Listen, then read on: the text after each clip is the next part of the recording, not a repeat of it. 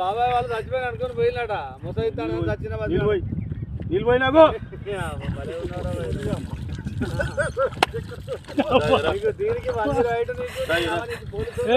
ఎందుకు పన్న వాళ్ళ తాయి పండుకున్నా ఎందుకు అనుకున్న వాళ్ళ ఈ చల్లదనానికి ఎండకు చేయలేక కన్నీకి ఓడిపోయి వచ్చిన గెలవలేక ఏం చేసావు 10 రోజుల నుంచి గణేట్ చేత నాతో గట్టించి నా కష్టం దోచుకొని గణేట్ రాయి కట్టు నాకు అంటే డబ్బులు ఇచ్చారు